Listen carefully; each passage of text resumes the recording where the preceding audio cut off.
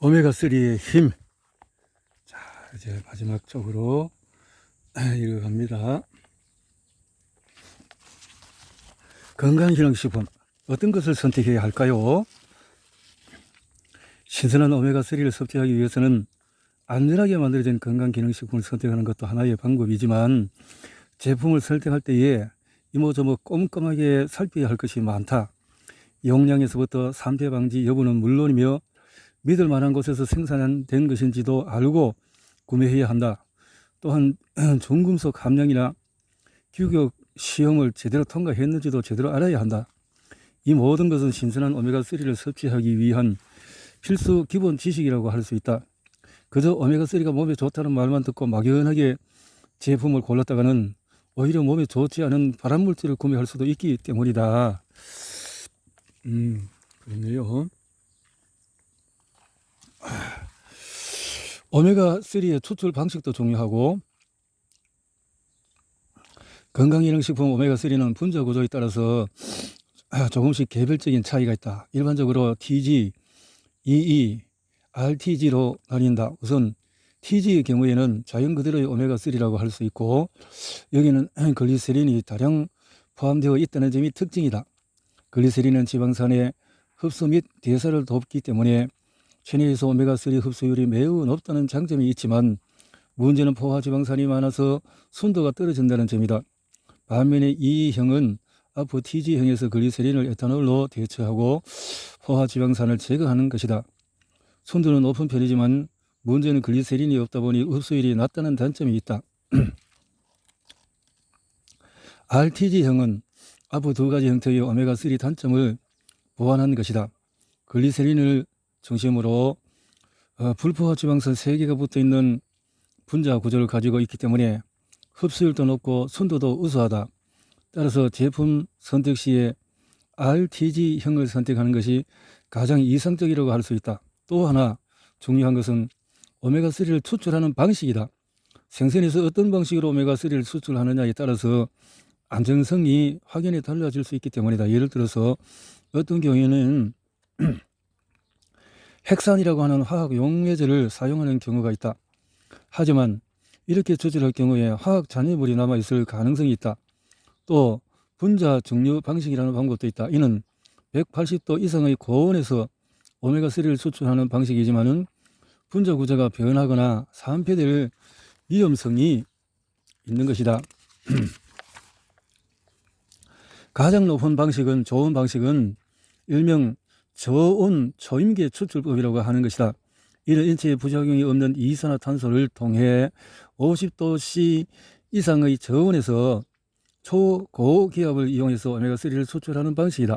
아부 두 가지 방법과는 다르게 화학 잔여물도 생기지 않고 높은 온도 때문에 산패될 위험성도 없다. 반드시 비타민 E가 포함되었는지도 확인한다. 또 하나 주의해야 할 점은 건강기능식품 오메가3를 구입할 때에 대량보다는 소량의 제품을 구매해야 한다는 점이다. 대부분의 건강기능식품 오메가3는 연질 캡슐에 포장되어 있지만 수분에 약한 연질은 공기와의 접촉 시에 캡슐의 강도가 약해질 수밖에 없다. 이렇게 되면 공기가 쉽게 투과해서 산패가 되고 만다. 더불어서 건강기능식품 오메가3도 여러 가지 종류가 있음을 알고 있어야 한다. 각각의 종류에 따라서 가격 차이와 특화된 정도가 있기 때문이다. 일반적으로 크게 4가지로 분류가 된다. 우선 생선기름 피시 오일 오메가3다. 일반적인 생선을 원료로 해서 만들어진 제품이다. 정제우유라고도 불리며 가장 대중적인 제품의 하나이다. 연어 오일, 생원 오일 오메가3도 있다. 이름 그대로 연어에서 추출한 제품으로 주로 캐나다산 제품이 주를 이룬다. 생산 원가도 비교적 저렴하고 오메가3도 풍부하기 때문에 많은 사람들이 이용할 그 제품 중에 하나이다.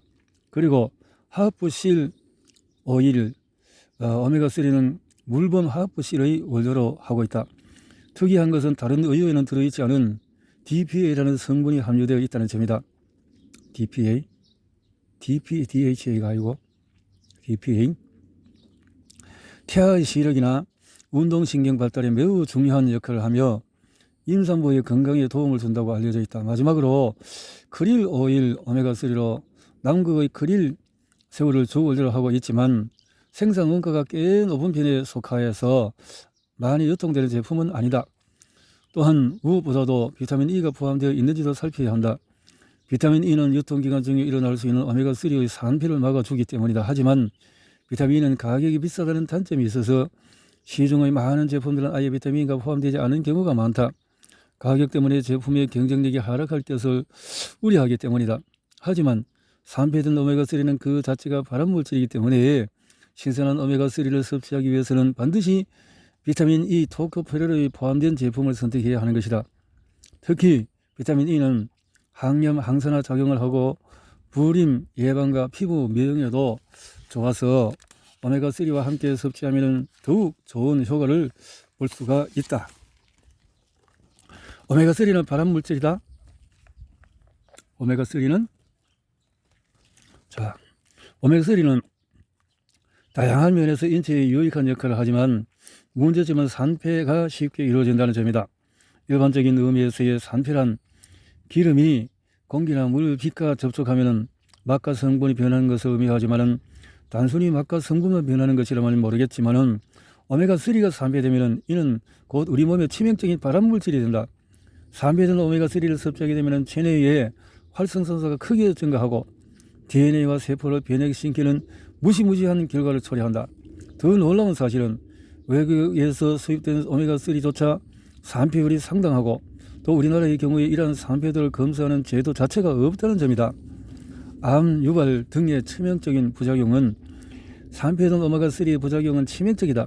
한 실험에서 산패된 오메가3를 쥐에게 지속적으로 투여한 결과로 쥐에게서 성장 지연, 장 감염 증상, 간 비대, 신장 비대, 체내 비타민 E 감소, 염증 증가, 심근증, 대장 악성 조양세포 증식 등이 연이어서 관찰되었다. 이러한 실험 결과를 봤을 때 산패된 오메가3가 인체에 어느 정도 영향을 줄지는 충분히 미루 짐작해 볼 수가 있다. 고대 안암병원 가정의학의 이은진희 교수는 오메가3의 산패 위험성에 대해서 이렇게 얘기를 한다. 오메가3는 산패가 되면 긍정적인 성분과 효능이 감소하는 차원이 아니라 아예 전혀 다른 성분이 되어버린다. 동물 실험에 의하면 세포 변이를 유발하고 DNA의 변성을 일으켜서 염증과 암을 유발하고 동맥 경화증을 악화시킨다. 오메가3의 산패 과정은 일반적으로 3단계로 진행된다. 첫 번째 단계는 오메가3가 산소를 흡수해서 과산화 지질로 바뀌게 된다. 과산화 지질이란 피부에 유해한 대표적인 불포화 지방산이다. 만약에 이것이 증가하게 되면 피부에 섬유가 취약해져서 주름이 생기거나 색소 침착 등의 피부 노화가 발생하게 된다. 다만 과산화 지질이 증가하더라도 오메가3의 맛과 냄새에는 큰 변화가 없다. 세 번째 단계를 거치면서 오메가3에는 알데히드와 알코올 등이 생성되어 심한 비린내가 나는 것은 물론이고 색깔이 탁해지게 된다. 물론 이 상태에서도 일반인들은 오메가3의 산패 정도를 알 수 있다. 이 정도 있어도 어느 정도 안다는 거죠. 그런데 여기에 또 하나의 문제가 있다. 그것은 건강기능식품 오메가3의 허가 여부와 산패도 사이에는 적지 않은 틈이 있다는 것이다. 즉 일반인들은 허가받은 건강기능식품 오메가3라면 산패는 전혀 진행되지 않았을 것이라고 생각하게 된다. 하지만 놀랍게도 허가 여부와 산패 정도에는 큰 차이가 존재한다. 실제로 2015년 영양저널에 발표된 문헌에 따르면 한 실험기관이 북미에서 유통되고 있는 171개의 건강기능식품 오메가3의 산패 정도를 측정한 일이 있었다. 미국, 캐나다 등에서 만들어진 제품이니 일반적으로 신뢰감은 가졌겠지만 실제 실험 결과는 놀라운 정도였다. 이 연구에서는 3가지 항목에서 산패의 정도를 조사했다. 그러자 전체 제품 중에서 무려 50% 정도가 제품이 산패 정도를 알게 해주는 3가지 항목 중에서 한 가지 항목에서 불합격을 받았다. 즉 섭취해서는 안 될 정도의 산패가 진행되었다는 이야기다. 압구정 스타 약국 이보현 박사 약사 역시 뉴질랜드, 노르웨이 등에서 오메가3 지방산 제품을 일시에 수거해 산패율을 측정해보니 11에서 62%의 제품이 산패되었다는 조사 결과가 있다고 말했다. 이거 심각하군요. 더 큰 문제점은 이러한 건강기능식품 오메가3의 산패도 정도가 어린이용 제품에서 더욱 심할 수 있다는 가능성 때문이다. 일반적으로 어린이용 제품의 경우는 섭취를 더욱 용이하게 할 수 있도록 하기 위해서 향을 첨가하거나 혹은 다양한 가공을 거치게 된다. 실제 조사 결과 향을 첨가하게 되면 산패도가 더욱 증가하게 되며 평균적으로 어른용과 비교해 보았을 때 산패도가 가장 높았다. 부모들이 자녀들을 사랑하는 마음으로 구매한 오메가3가 실제로는 어린이의 인체에 부정적인 영향을 미칠 수도 있음을 알 수가 있다. 국내에는 공인기관조차도 없다. 더 큰 문제다. 외국 제품들의 경우에는 최소한의 산패에 대한 기준이라도 있지만 우리나라의 경우에는 그동안 산패 정도를 측정하는 기관조차 없었으며 관련된 법규도 없었다는 점이다. 최근 2018년 3월에 들어서 식약처가 이제 막 기초적인 단계에서 산패 정도에 개입하겠다는 입장을 발표했을 뿐이다. 그렇다면 이제까지 판매되어서 왔던 수많은 오메가3가 어느 정도 산패된지 채 판매되는지를 알 수 있는 방법 자체가 없다고 볼 수가 있다. 유럽연합의 경우에는 2008년부터 각종 제품에 쓰이는 원재료의 선택과 수송, 보관, 가공에 개입해서 산패의 기준을 확인하고 유효 성분에 어떠한 변화가 있는지를 조사해 왔다. 이에 비하면 우리나라는 무려 10년이나 늦게 오메가3의 산패에 대한 경각심이 생겼다는 것이다. 심각하군요. 자, 그렇지만 새롭게 생겨난 정부의 기준에 대해서는 이의를 제기하는 전문가들이 적지 않다. 국제적으로 통용되는 기준을 도입하지 않았다는 점, 여전히 산패를 측정할 수 있는 공인기관이 없다는 점이 문제로 남아있다. 따라서 정부 차원에서 효과적인 대책이 마련되기 전까지는 소비자들이 이에 대한 주의를 기울일 수밖에 없는 것이 현실이다. 일단 오메가3를 구입했다면 냉장 보관을 하거나 서늘한 곳에 두어야만 한다. 또 약간의 빛이라도 장기간 쓰이게 되면 산패될 수 있기 때문에 투명하지 않은 용기에 담아서 보관해야 한다. 또 보관 장소 근처에 있을 수 있는 열을 최대한 차단해야 한다. 예를 들어 밥솥 옆이나 가스레인지 근처 혹은 겨울철 전기장판 근처에 두지 않는 것이 좋다. 또한 캡슐 자체를 만졌을 때 딱딱하지 않고 여러 캡슐들이 엉겨 붙어 있다면 이 역시 산패의 조짐이라고 봐야 한다. 가장 중요한 것은 실제 캡슐을 터뜨려 보는 것이다. 만약에 캡슐을 터뜨렸을 때 역한 비린내가 난다면 산패됐을 가능성이 굉장히 높다. 더불어 제품을 한꺼번에 많은 양을 구매하지 말고 최근에 생산된 제품을 중심으로 한 달치 정도를 구매해서 섭취하는 것이 현명한 방법이다. 특별히 더 섭취해야 하는 사람들, 오메가3는 모든 사람에게 유익한 작용을 하기 때문에 항상 잊지 않고 음식으로 섭취해야 하지만은 생선 알레르기가 있거나 특정 질병이나 혹은 임산부, 어린이 알레르기가 있는 등의 특정 부류의 사람들은 오메가3를 음식으로 섭취하기가 쉽지 않은 것이 현실이다. 생선 알레르기가 있는 경우에 상당수의 사람들이 특정 음식에 대한 알레르기를 가지고 있는 경우가 있다. 땅콩이나 견과류, 밀, 우유, 계란 등이 대부분이지만 등푸른 생선과 갑각류에도 포함이 된다. 이런 경우에는 생선으로 오메가3를 섭취하는 것은 매우 힘든 일이다. 물론 현재로서는 알레르기가 생기는 원인에 대해서도 정확하게 파악되고 있지가 않다. 미세먼지의 환경오염, 유전적인 요인, 식습관 등이 그 원인이 지목되고 있기는 하다. 알레르기 증상으로는 드러기, 피부를 특정 부위가 붓거나 가렵고 구토, 설사, 복부, 경련도 일어난다. 심할 경우에는 호흡 곤란까지도 일으키기도 한다. 특정 갑각류에 대한 알레르기를 가지고 있는 사람은 이를 평생 가지고 있는 경우가 많고 다른 비슷한 갑각류에도 알레르기를 가지고 있는 경우가 많다. 예를 들어서 새우 알레르기가 있다면 게, 바닷가재, 조개, 홍합, 가리비 등에도 알레르기를 일으킬 수가 있다. 또 등푸른 생선도 강한 알레르기 인자가 될 수 있다. 어떤 경우에는 그 냄새만 맡아도 알레르기 증상이 생기기도 한다. 무엇보다도 흰살 생선보다는 등푸른 생선에 대해서 알레르기 반응이 더욱 많이 발생한다. 이런 사람들의 경우에는 평생 동안의 음식을 통해서 오메가3를 섭취하기 힘들 수가 있다. 건강기능식품이 필요한 이유가 되는 것이다. 이렇게 되면 자, 임산부의 경우에는 앞에서도 언급했지만은 생선은 오메가3를 섭취하는 훌륭한 방법 중에 하나지만은 문제는 그 안에 함유되어 있는 수은이 문제다. 수은에 노출되면 자가 면역 질환 생길 수 있고, 머리카락에서 추출된 수은의 양이 많으면 많을수록 태어난 아이의 그 인식력이나 기억력이 떨어졌다고 볼 수 있고, 또 뇌의 중추신경에 문제를 일으키는 것은 물론이고 유아 아토피의 증상을 악화시키기도 한다. 심할 경우에는 사산을 하거나 기형아를 출산하는 수도 있다. 그러다 보니 미국에서는 수은이 비교적 많은 생선류는 아예 임산부가 먹지 못하도록 건정하고 있을 정도다. 특히 이 경우에는 태아의 혈액이 가장 강한 친화력이 더 문제이다. 일반적으로 수은이 체내에 침투되면 혈액소의 헤모글로빈과 결합을 하게 된다. 그런데 이러한 결합의 정도를 나타내는 친화력이 성인보다 태아가 훨씬 더 강하다는 것이다. 따라서 임산부가 약 10 정도의 수은을 섭취했다면 태아에게는 15 정도로 수은 농도가 더 높아진다. 태아가 훨씬 더 수은에 취약하므로 임산부의 경우에는 소량의 수은도 섭취해서는 안 된다. 결국 임산부는 건강기능식품에 의지하는 것이 조금 더 나은 방법일 수가 있다. 물론 산패되지 않은 신선한 것이어야 한다. 자, 아스피린을 지속 복용하는 경우에는 아스피린은 많은 사람들이 이용하는 대표적인 약 중의 하나이다. 특히 협심증과 심근경색 환자들의 경우에서 재발 방지를 위해서 혈액을 묽게 해주는 아스피린을 처방받는 경우가 많다. 그런데 오메가3 역시 중성지방 수치를 떨어뜨려서 혈액을 묽게 만들며 그 결과로 동맥경화를 예방하는 효과가 있다. 아스피린과 오메가3 이 두 가지를 함께 복용할 경우에는 그렇지 않아도 아스피린을 통해서 묽어진 혈액이 오메가3를 내서 더욱 묽어질 가능성이 있다. 이럴 경우에 혈액이 지나치게 묽어져서 피가 날 때에 지혈이 안 되는 경우가 생기게 된다. 가벼운 상처라면 큰 문제가 없지만은 급작스러운 수술하거나 혹은 사고로 인해서 출혈이 급격하게 많아지면 문제가 커진다.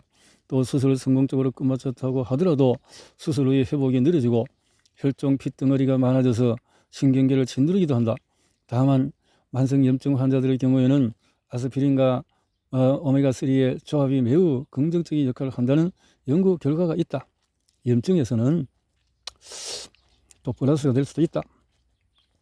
2013년 미국 하버드 의과대학 브리검 여성병원 찰스 서한 박사는 오메가3가 염증 억제 물질인 레솔빈을 만들어내고 아스피린은 레솔빈의 생산을 촉발한다고 밝혔다. 결국 이 두 가지를 한꺼번에 복용하면 염증에 대한 이중 타격의 효과, 강력한 항염 작용을 나타내는 것으로 밝혀졌다. 참고로 염증은 일반적으로 외부로부터 유입된 해로운 물질을 제거하거나 혹은 손상된 신체를 복구하기 위해서 자연스럽게 나타나는 생물학적인 반응이라고 할 수 있지만 고지방식 등의 잘못된 식습관과 흡연을 할 때의 만성염증으로 발전한다. 자, 혈관 건강을 살리는 생활 습관은 그러면 건강한 장수를 위해서는 아무리 강조해도 부족함이 없는 것이 혈관 건강이다. 혈액은 평생 한순간도 쉬지 않고 우리 몸을 돌아다니면서 산소와 영양분을 공급한다. 만약 이것이 잠깐이라도 멈춘다면 우리는 사망에 이르게 되므로 혈관이라는 생명의 고속도로가 잘 뚫릴 수 있도록 최선의 노력을 다해야 한다. 무엇보다도 혈관에 심각한 문제가 생기면 단 한 번으로도 사망에 이를 수가 있다. 급작스럽게 사망하는 사람들의 다수가 심혈관 질환 때문이라는 점을 이를 잘 알려주고 있다. 알코올이 인슐린 분비를 못이게 하나?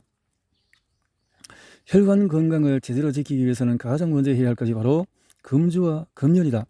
알코올은 간에 큰 무리를 주어 일시적으로 간을 혼란스럽게 만들고 인슐린의 분비 작용을 못이게 만드는 특징을 가지고 있다.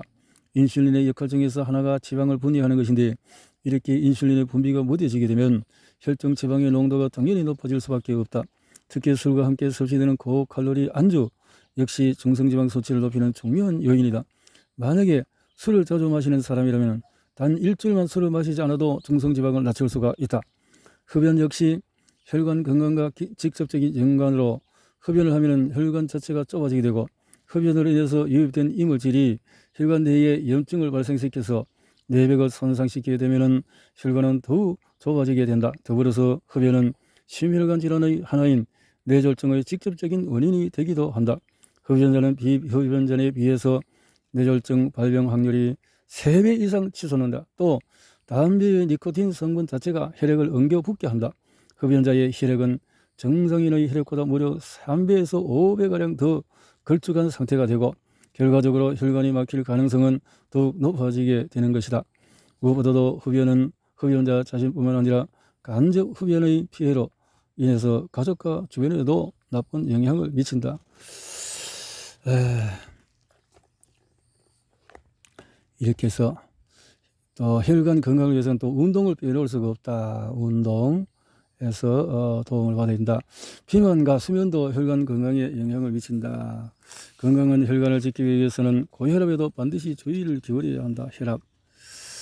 그래서 우리가 먹는 것이 토마토, 바나나, 감자, 고구마, 검은콩 등에 칼륨이 많이 들어있으니까 칼륨이 많은 식품이 도움이 될 것이다 하는 거죠.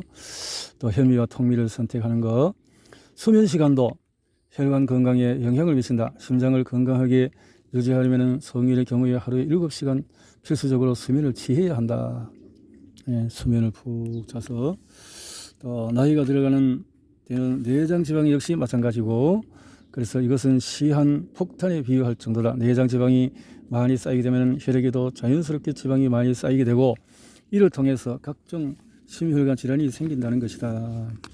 혈관 건강을 지키는 최고의 길은 자신의 생활 습관을 어떻게 만드느냐에 달렸다.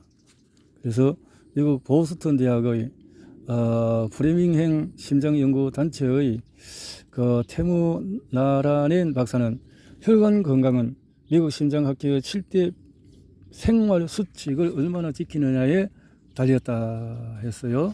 그래서 이것은 먼저 정상적인 혈압과 낮은 혈중 콜레스테롤, 낮은 혈당, 운동, 건전한 식습관, 체중관리, 금연 이렇게 정하고 있는데요. 어쨌든 또 참고적으로 이외에도 한 10가지로 더 나눠서 보기도 하는 것을 생각해 볼 필요가 있을 것 같습니다. 그래서 콜레스테롤과 중성지방을 줄이는 6대 식사의 수칙은 콜레스테롤이 많은 식품을 금지가 아니라 절제를 하고, 식이섬유가 많은 것을 섭취를 하고, 또 일주일에 한 번은 좋아하는 또 요리를 또 먹기도 하고, 영양 성분이 또 있어야 되니까 영양의 균형을 중시하고 채소와 과일을 섭취해서 콜레스테롤의 악성화를 막아주고 생선과 콩 섭취로 콜레스테롤을 줄이는 방법이 도움이 된다라고 콜레스테롤을 낮추는 밥상에 대해서 나카야 노리아키 같은 이런 분이 쓴 것이 있다라는 거죠.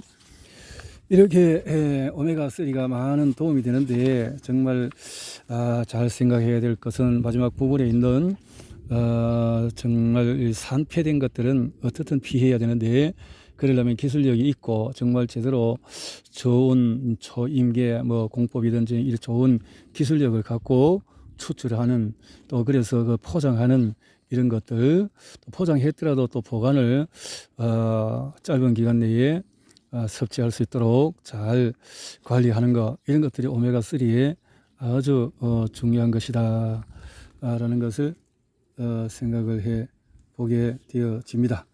자, 이게 또 많은 책들 뒤에 소개도 했네요. 2018년 6월 29일에 초판이 되어졌는데요. 이 책을 통해서 태아부터 고령자까지 누구나 먹어야 할 오메가3를 통해서 우리가 건강을, 심혈관 특히 건강을 누릴 수 있도록 노력을 하는 것이 참 큰 도움이 된다. 여기까지.